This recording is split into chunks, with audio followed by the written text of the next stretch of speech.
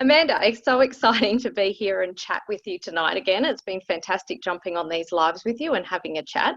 So, as we were discussing earlier, we wanted to have a chat about a couple of things tonight. And one is me personally understanding a little bit more about your industry, because it's obviously something I'm not as familiar with. Mm, I focus more on the inside, and you're the expert on the external stuff. So, and then we'll talk about the internal external nutrition for beauty. So I guess even in a sense of a bit of a role play, but it is actually accurate for me, I'd love to know from you, what is it, if I say for example was coming to you, I've had no work, nothing done to my face, and I was sort mm-hmm. of like coming to you to sort of go, what can I do to improve my looks and that sort of thing? What are the essential things that you would want me to know and understand about Yeah, what you do? definitely. So if you came for a skin consultation, I would be assessing your whole face as a total entirety. So um, asking what age you are. And from my point of view, I sort of see, what is actually happening on your face. So, and then obviously asking what your concerns are. And typically, one might say, I've noticed that, the folds are getting deeper. I've got the jowls. I look tired. And they might actually point to skin as well. So, pigmentation or blemishes on the skin. So, that we sort of have to assess from bone to skin type thing. So, the aging face typically has changes from all layers deep down to the superficial layers. So we look at bone as well, bone changes. So bone changes as we age. So certain things happen, like the bone actually shrinks in certain areas, and you lose that deep bony support, which is a lot of the foundations of what actually happens on the surface. Also, muscles get lax, so ligaments also sag and muscles sag as well, and fat pads. So we look at deep fat pads and superficial fat pads, and they all sag as well. So the heavy mobile fat is what typically people don't like about their lower face. And also skin. So skin loses the collagen and elasticity when we age. So we get more crepiness, more wrinkles, and essentially the muscles that create the wrinkles when we express, because the skin's breaking down and is not as good quality as it was when we were younger, it almost doesn't spring back after a while. And that's why we get the lines that start to etch in our skin. So that's where the different types of modalities come into play. So Botox is very common because you're relaxing the muscles of expression that are causing the line. So we almost call Botox as a prevention. So if you sort of said to me, oh, I hate my frown lines, my kid's always complaining that I look angry, it's almost because the muscles are so busy contracting and you're doing the frowning all the time that your muscles have forgotten how to relax fully. So they're almost in a permanent contractive state. So the reason for doing the Botox is to relax the muscle, and it irons out the skin that overlies the muscle. So it stretches the folds out. And you're preventing, because you're not doing the action so strong on a daily basis, you're preventing the line from getting worse. So in fact, I always sort of recommend that, if anything, start the Botox process early to kind of prevent the wrinkle from becoming etched in the skin. Because when someone presents in their 50s or 60s, that line is almost like a scar. So even if you Botox it and it relaxes, it stretches out to a certain degree, that wrinkle or that fold might still permanently be there because it's like a crease, like a scar. So I always sort of believe in the light drizzles of Botox actually is good for prevention, and it sort of avoids that frozen, harsh look that people can sometimes get when you sort of hit it too hard. And I think what someone that presents quite late with the Botox actually looks a bit weird, if that makes sense, because their muscle is so strong and hypertrophied that you're kind of gone boom. And then it's kind of affected the dynamics of how the face works. So sometimes earlier the better with that sort of thing. But and not going overboard, because if you sort of start off with light doses and just sprinkle it, you might never need heavy doses for the rest of your life type thing. So that's one thing, is that muscle. But then, as I said, the deep volume, which is the fat and the bone resorption, that's where we tend to use the filler type treatments.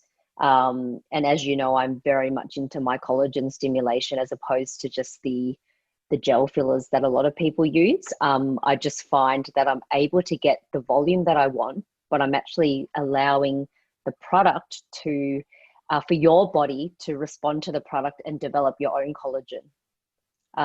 So the products that I use are deposited in your tissues, and we're waiting for your body to stimulate a collagen response. So it's almost like they're stirring up a controlled inflammatory response and laying down type 1 collagen in the area where I've put the product. So you're growing volume with your own collagen, which makes sense if you're actually trying to reverse the signs of aging. And for someone like you, who I would think that wouldn't want to look unnatural, I can promise you that I'm replacing the volume and the collagen that you've lost over time. I'm not giving you something new. So that's how I would assess your face, is look at the global volume loss and replace it, but not giving you an overfilled look, if that makes sense.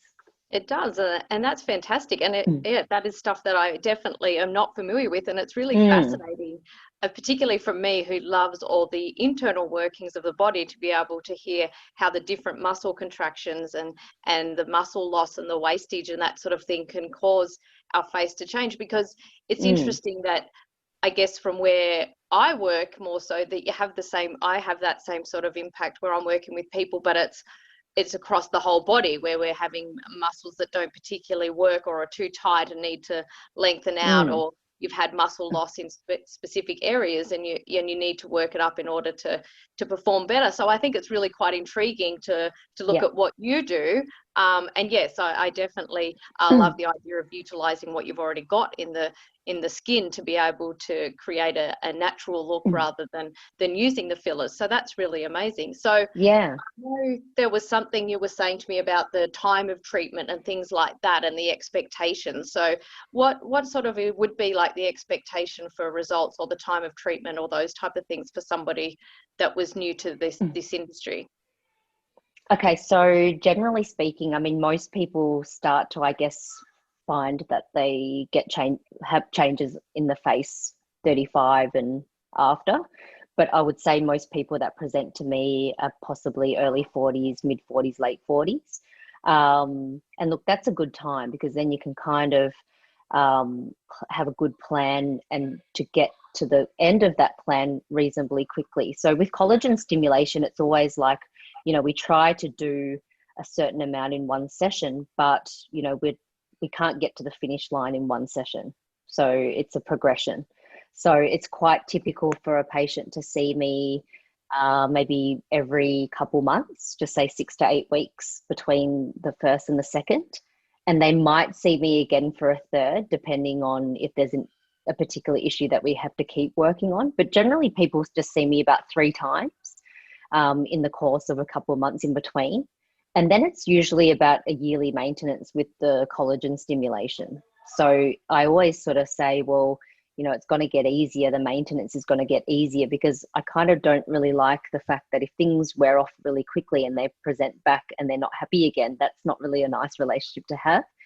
You kind of want to make them happy, and them, looking at themselves and they're happy for a long time. And then we're just maintaining on a yearly basis with the volume. But then, of course, there's other things to attend to. So they might want to come in for skin texture treatment. So they might want to zap freckles or unsightly capillaries, or work on the fine lines with skin treatments. So we sometimes see them more regularly for that. And that's when we get people onto skincare as well. That's where that comes in.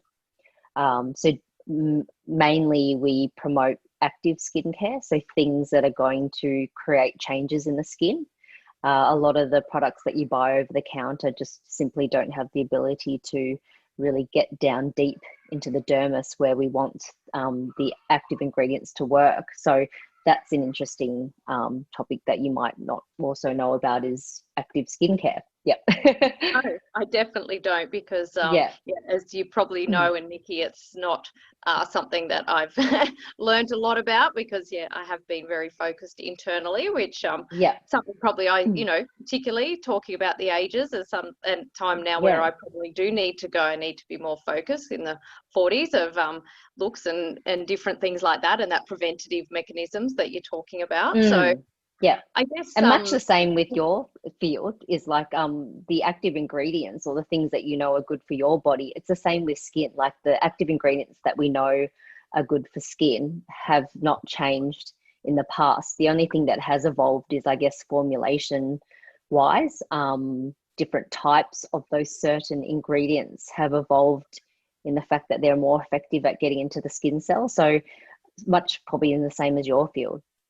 yeah.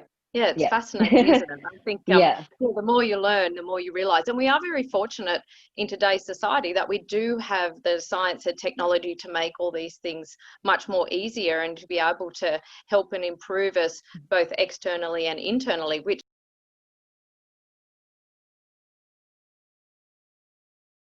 our other topic that we wanted to chat about today, which was our internal nutrition to Yeah. enhance external beauty, which is something that I'm a lot more knowledgeable on than Yeah. Well, that's the right. And I always want to know more about it too.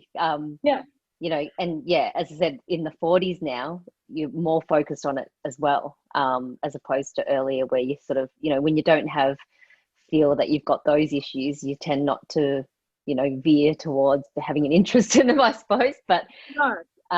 but for me, yeah, now more so than ever. And it comes up all the time now. I guess, I relate more to my patients now because of the age group now. Yeah. So Yeah, I I know. think, Go on. yeah, no, so it's a real interest to me, and I don't know much about what you do. And I just want to learn more from you because it's going to help me and my patients, because people respond better to what I do. I feel if their internal aging is good. So we have people that are non-responders and better responders, and I think that's all got to do with the internal.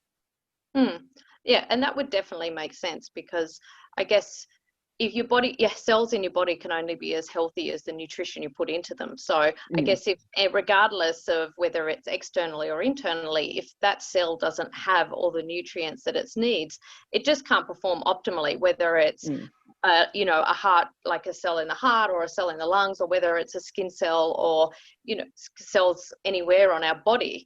If they're lacking, then they're obviously just not going to perform optimally. It's just that on the outside we can see it a lot more than what we can internally, and maybe it's a shame that people can't see like their internal organs, because then they might sort of go, oh wow, that really needs some attention, and be more focused. So it's, people tend to often, if they sort of can improve their hair and their skin and their nails and all those type of things, are quite happy to utilize it. And we're lucky that now we do have the technology to be able to really make a difference to our external appearance, which I think is amazing compared to many years ago. So yeah, so I know we were going to talk about 3 specific things that I know you use personally, and I use them as well, but that are specific for healthy aging internally. And so we can have a chat about those, because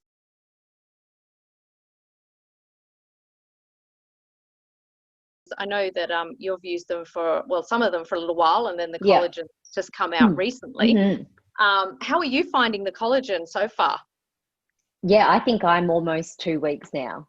So all I know is it tastes really good and the bottle looks very attractive. So my kids keep asking, "Oh, what's that, Mum? It looks yum." And I'm like, "Damn, it looks too attractive."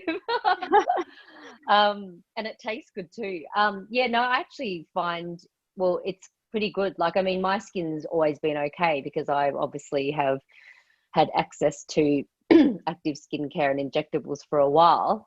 But the things that I'm paying more attention to is, I guess, face in dynamic. So when you smile and scrunch your face up, there is small tetherings that I can see. So I'm really eyeballing that change. And I haven't actually taken my raw photos yet, like I know you have, and have got pretty good results so far, which is amazing. But yeah, I will. Yeah, I had a bit of a breakout recently. I think it must be hormonal, so I'm waiting for like the red dots to disappear.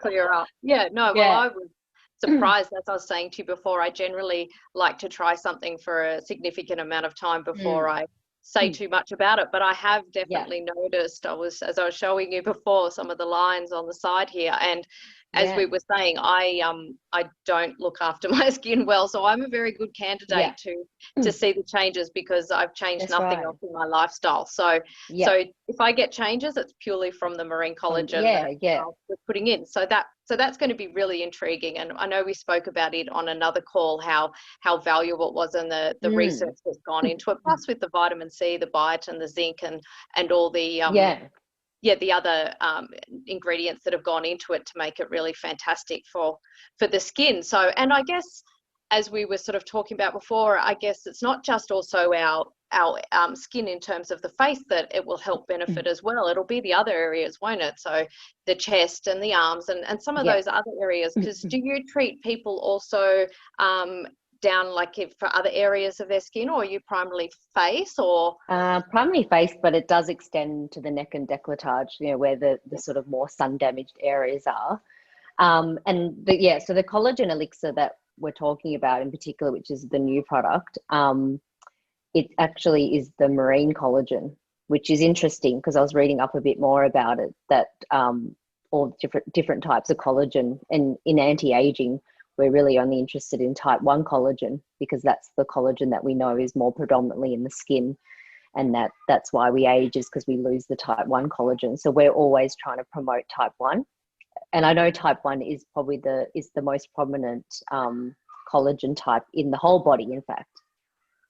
And truly, it's a huge percentage. So and that's amazing. So I think it'll be interesting also to see if people start to also notice maybe in their arms or legs and different areas of their body. And that's going to be an interesting thing to see down the track as well. But I'm fairly sure people are going to notice changes as well. It's just, I guess, the face we tend to focus on a little bit more. So that's, I think hair, face, skin and nails is probably what people would probably visibly would be able to tell, I would feel. And just overall skin texture, I think, if people have issues. So that's going to be exciting. And from my perspective to it, I mean, I know it does have a little bit in it that may also help with ligaments and things like that as well, which is, in my industry, is important as well. Although we do have the bone broth that will help a little bit more for that, for people for ligaments and tendons. But which could be interesting, because you were saying before about the ligaments and tendons getting a little bit more loose in the face. So I guess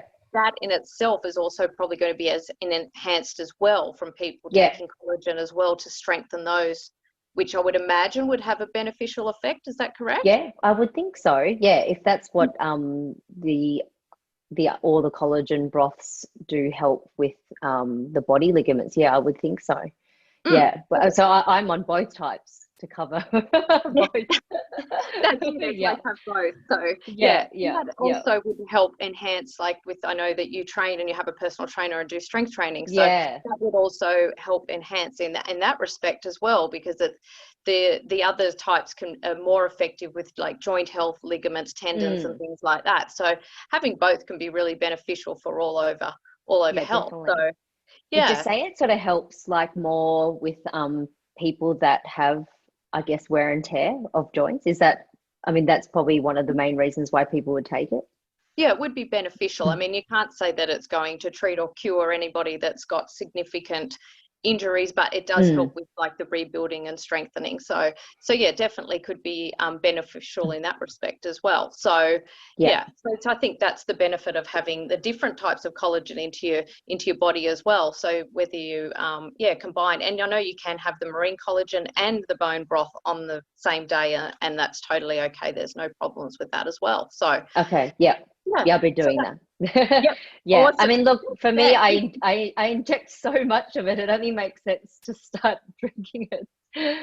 Otherwise it's crazy. And I think it makes perfect sense, doesn't it? Because that's what we're sort of like all talking about, is making sure that you have everything you need internally, but if you're definitely putting on the external side as well, then you've got both ways it's Yeah. working, which is just incredible. So yeah. very And exciting. look, when we're injecting it, we're basically, as I said, targeting the areas of volume loss. So we're not actually coating the whole face with these injections. And most of the time it stops at the face and doesn't continue downwards. So if you're taking it internally, it just makes sense, because then your whole body will benefit and, can join everything together. Yeah, which is fantastic, because I know Nikki was saying earlier that a lot of people do. Sometimes they just focus sort of, from shoulders up, but then isn't it nice if you can have the body to sort of match the work you've had above the shoulders, so that they pair up quite nicely by focusing on the nutrition that comes into your body. Yeah, definitely. Yeah. Because I think people have asked me to inject patches of crepey skin, but it just seems to be a bit of a waste for me, like to sort of focus on patches. But then it's like, well, where do you start and where do you stop? So yeah, I think it's good to complement.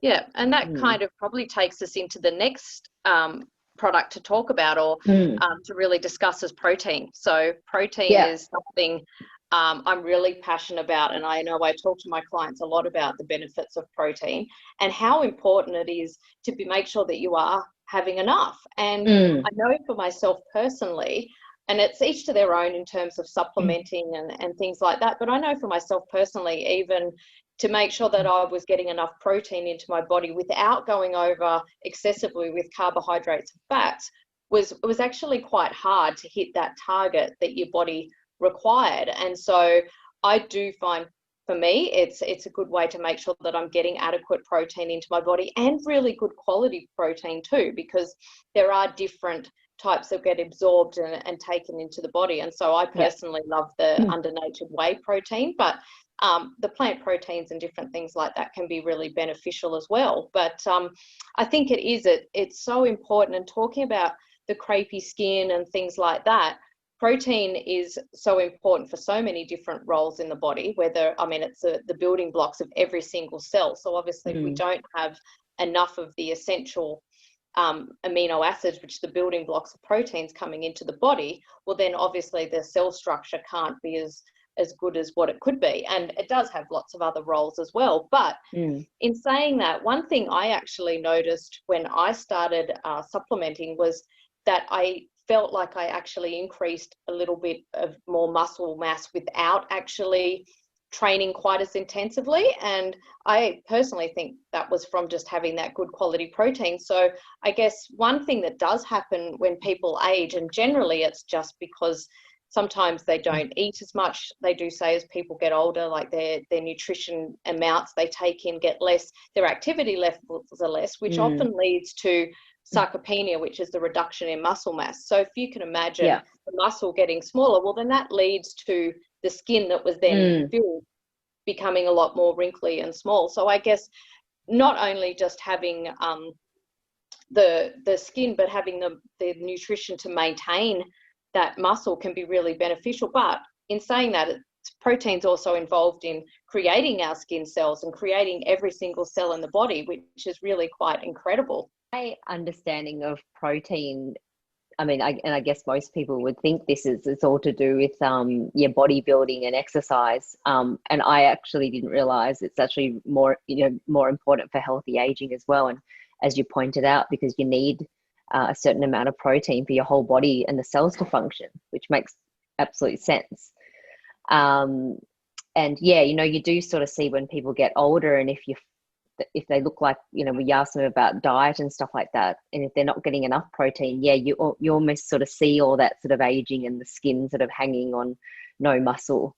And they will be the people that complaining that they're always carrying excessive fat, but although they look really slim overall, isn't it? So that's definitely it. And I guess protein, it has lots of different roles in the body, but also in terms of muscle mass, is the more muscle mass you have, and protein also takes more energy to break down. So usually it's more thermogenic and increases the metabolic rate, but also maintaining that quality muscle mass enhances your metabolism as well. So not only when people eat less protein, they don't have the thermogenic effect of it, but then those that also lose the muscle mass, they're not creating, their metabolic rate isn't as high. So then if they're still having roughly those extra calories coming in, the body then ends up storing them as fat. So that's where you do get those sort of skinny bodies, but then like the skinny muscle, but then you have the fat sitting over the in top. The problem areas. Yeah, exactly. So protein has a lot of roles. It plays so many different roles in the body. So so many people think, oh, protein shakes are just for building muscle, or they're just a meal supplement or things like that. But it's definitely not. And you get so much more. Like, I know under natured whey protein is one of the highest biological value type in terms of what you absorb compared to what you take in. Whereas sometimes other proteins that you take in, your body doesn't absorb nearly as much of it. So by having something like that, you're actually getting the highest amount of quality protein into the body, so that it can have the most impact on all the cells. I mean, even interestingly enough, by a lot of people, when they actually start taking quality protein in, will start to notice detoxification effects. And that's because if you think about it, the body is going to allocate protein to where it needs to go first. So obviously it's going to worry about making sure that your heart's beating, making sure that you can breathe, making sure your digestive system, but it's not going to go to the other areas that aren't as important, such as like our skin and different areas like that, in terms of looking more healthier, if there's not an abundance of it, because it's going to focus on survival first. So you need to make sure that your body's got enough for survival, and then there's that extra for it to go, oh, we can improve the skin and the nails and the different external parts of the body that aren't quite as essential. But if it's pulling bits and pieces for just the survival, they're the least of the body's worry. So I find, some people do find when they start having quality protein that they do get a little bit of detox, because the body's actually going, right, I've got extra protein here, which can actually enhance and build, because it needs 3 specific amino acids in order to enhance the detoxification. And so it's suddenly like, wow, we've got enough here that we can actually do this, and it will start detoxification of the cells. So I find that really intriguing. And that probably is an indication that people haven't been having enough protein before, if they do get that detox effect, because it's like the body is like, oh, finally, I've got more to do with. So you're saying that,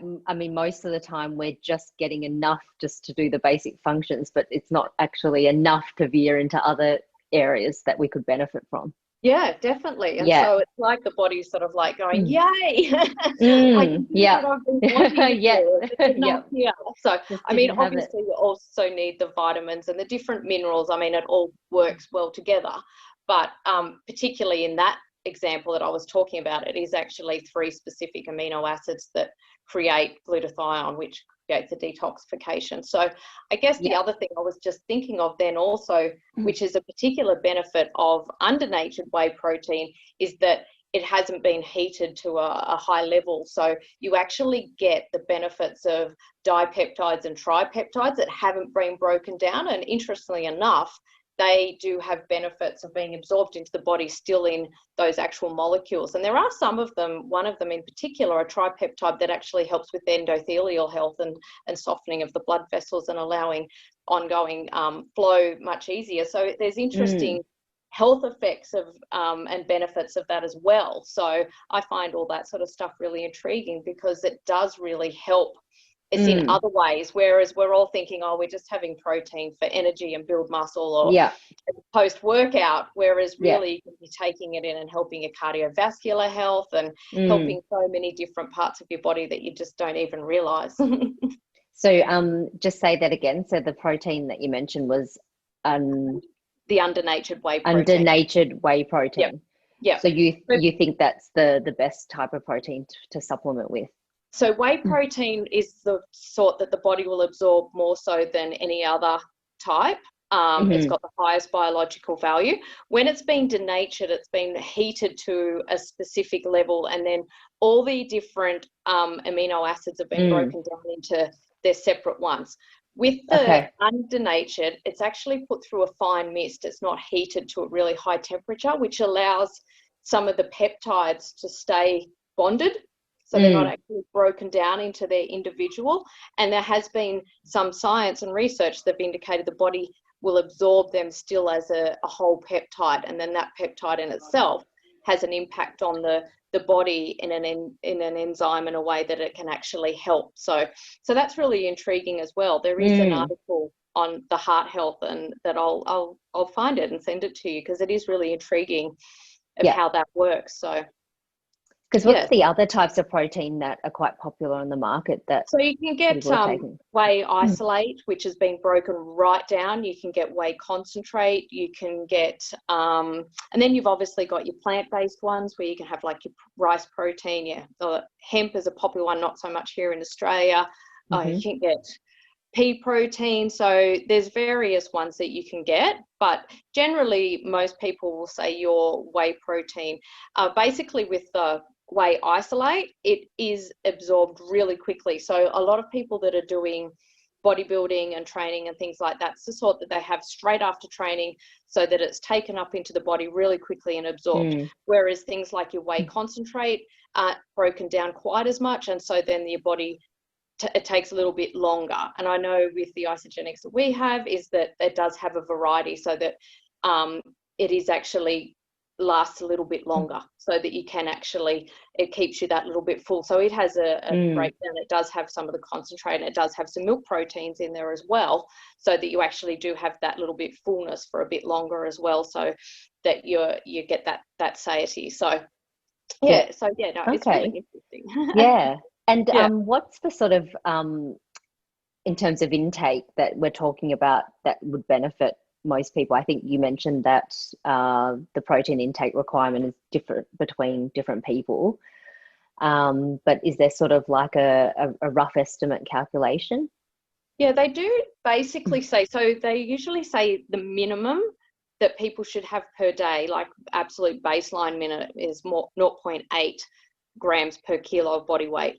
But there has been research to say that higher amounts of that can be beneficial, particularly when there's actually been a study done to show enhanced performance of people having 2 grams, like people that are training, and then they have improvements in strength, endurance, flexibilities just by having 2 grams of protein per kilo per day. So I guess it depends on the individual and what you're doing and your exercise levels and things like that. But I sort of generally recommend for most people to look at least like the 1 gram per kilo per day, but up to 2 if you're sort of active and things like that. And I guess it's again, it's making sure that your body is getting enough so that your cells can do everything that they need to, that you're not actually lacking. And I guess another important thing to think about, and this is something that I often get my clients to do, is to make sure also the body can only store a certain amount of protein. So we can store a lot of fat. We all know that fat, and that's where it is. It's a survival thing, but we can store plenty of calories in fat. We can store a certain amount of carbohydrates, but a lot of that does go into muscle mass and things like that, or gets converted to fat. But in terms of our amino acids, which are the building blocks of protein, we can only store it. There's only a pool of them that the body can only store so much. So once they're depleted and we've utilized them in some sort of way, they need to be replenished. Now, if we don't replenish them through food, where the body, from the ones the body can't, then it has to break down other muscles or different parts of the body to get them. So that's why it is actually important that we do have a constant intake of protein over the day as well. So that's, I guess, one thing where people are having, like, carbs, high carb for breakfast and different things. And then they sit down to their big meal at night, but they may only be getting quality protein then at one meal. So that's why, and particularly then overnight, the body is doing a lot of cellular restructuring and building and things like that, and using a lot of that protein. And so that's why having something protein dense first thing in the morning is really important, because those stores have all been depleted. So having something that you're really replenishing them first thing in the morning, so then the body can continue going on through the day and rebuilding, because our cells, as you know, are always changing over and building and creating new ones. So they need the nutrients there to be able to do it. So having protein regularly over the day is really important as well, so that our body has got those stores and not having to take them from other parts of our body to be able to do what it needs to. Yeah, no, that makes sense. And I actually have done calorie counting. I mean, I'm sort of quite interested now in looking at what things contain.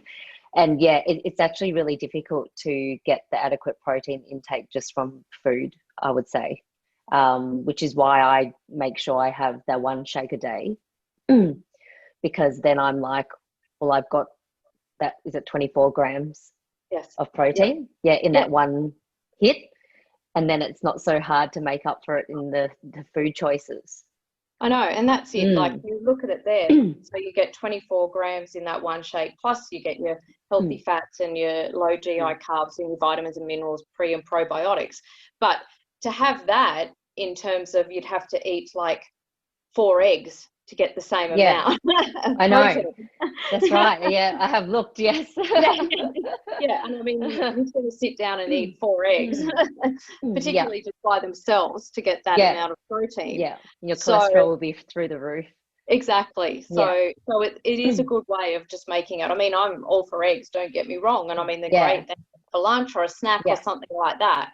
But it is good to get that good amount in there that's in that fantastic form, and then have your snacks that have got protein in it, a healthy lunch, healthy dinner, or whichever way you choose to do it, so that you're then replenishing with good healthy foods, your vitamins and your minerals, your salads, all your different coloured foods and things like that, and just that constant replenishment over the day. So the body, because it can only build what it's got there to build with, and so if it isn't getting the vitamins and minerals and all those different things, it can only do so much. It's a bit like, I guess, trying to build a house but not having all your tools, and trying to put a nail in but you haven't got your hammer. Yeah no, that makes sense. No, I actually didn't really think about analyzed protein, I mean, as an all over thing, but it just makes complete sense. I think it's just something that no one really thinks about unless they're like yourself, talking about it every day. Oh, definitely. And a lot of people don't understand nutrition, and I totally understand why they don't, because it can be a minefield, and there's so many people out there that are always like, you should eat this diet, you shouldn't eat that, oh, you must have this, no, don't do that. And I can understand why people just go, you know what, this is all too hard, like, it's too confusing. No matter what I eat, it's wrong. I may as well just go and buy whatever. Enjoy life. Yes. Yeah, exactly. And I'm all about enjoying life, and I definitely say to my clients, don't ever deprive yourself and say, well, you can't have this. But if you're putting, it's like the 80-20 rule. If you're putting really good quality food in for 80% of the time, the other 20% is probably not going to matter so much in terms of body composition, because we do still have to live, and we still need to enjoy and have those occasional treats and all those type of things. So and I think I mean, for Melbourne people, it would sort of a bit of a wake-up call, because I think, we've been locked down twice, or this is the second time, and a lot of people have resorted to increase alcohol intake. Well, most people I know, including myself. And I was probably doing, have had a really bad mentality about it, because I know how many calories, like, I sort of watch my weight, but I almost was trying to compensate for the liquid calories and not eat food calories, because I knew how much a glass of wine is. And then, as you said, it's okay to do once in a while, but when you're doing it every day for a few weeks, it's like, it takes its toll. You can tell. Oh, definitely. And I mean, that's the thing, by taking out those extra calories, you're also taking out those extra nutrients.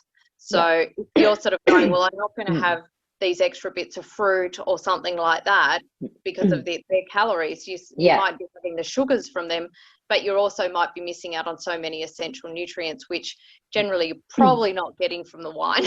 No. Because I looked up Shiraz. It's like 100% carbs and no fat, no protein. So no, it's not good. It's not good. No.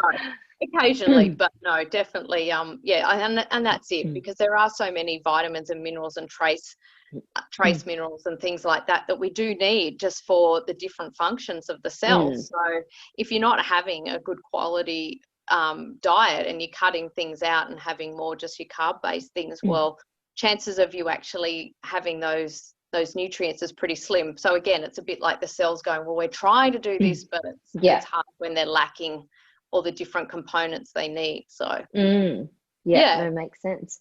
Yeah.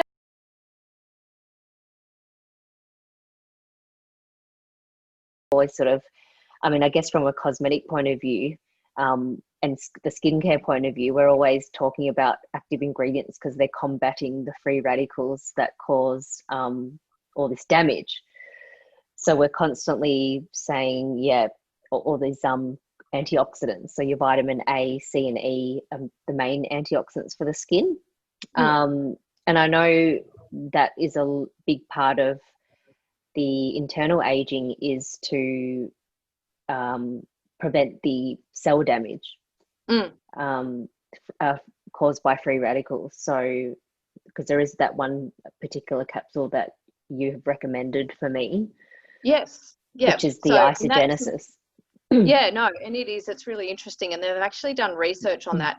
And there's actually 2 studies that are quite interesting in regards to the impurities, and there's one that's been done using the system as a whole, and it's a really intriguing study as well, where they actually did prove, and this one in particular was regards to impurities that are in the fat cells that are released and neutralized. That's more to do with the cleansing and that type of thing, and that's a really interesting study where they did and prove like some of the toxins were actually neutralized and taken out of the body. So that's intriguing. But there was also, which is particularly healthy aging, is the isogenesis, which I know the study on it's intriguing as well. So basically it's all around telomere health. So we won't go into too much about the telomeres, but basically they're the ends of your DNA, and the telomeres are a marker of cellular health. So basically as they shorten, it signifies the longevity of the cell, and as it gets shorter and shorter, then that's an indication that the cell hasn't got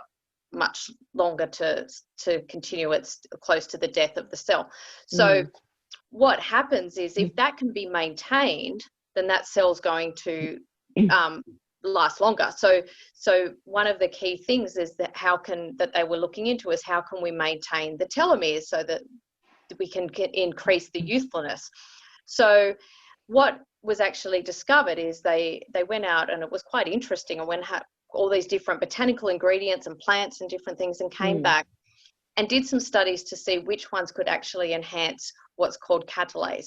Now, catalase actually neutralizes hydrogen peroxide, and hydrogen peroxide has been indicated to be one of the key things that are detrimental to telomere degradation. So that's how it actually works. And then they managed to put that into a capsule. So by taking that daily, what it does is actually enhances, and this is what they studied and tested, enhances the catalase levels in the body. So that way then we're reducing the amount of hydrogen peroxide and making sure that then our telomeres, I guess, breaking down slower, not being enhanced by the hydrogen peroxide in the body. And so that way then we're creating more youthful cells. So so that's a really amazing product as well, and another key one that was developed specifically for healthy aging. So I guess when you combine them all together and you start putting the collagen in that specifically is the type 1, the marine collagen for the skin to enhance that, and then you've got the protein, which is all over body and enhancing every single different cell in the body and making sure that we've got that. And then you're having the anti-aging products in there as well to really get down into the DNA. We're working from such a small part of the cell right through to the global parts of the cell to be able to enhance our overall health. But then I guess it's like anything. They sort of say, I guess in some ways it's a bit like that beauty comes from within. Well, it almost is. You put everything on the inside, and if you've got everything right on the inside, it kind of radiates out. But like we were saying before, if your body's trying to grasp for just the small nutrients it can, it's sort of just like, well, I can only focus on the inside. I haven't got enough.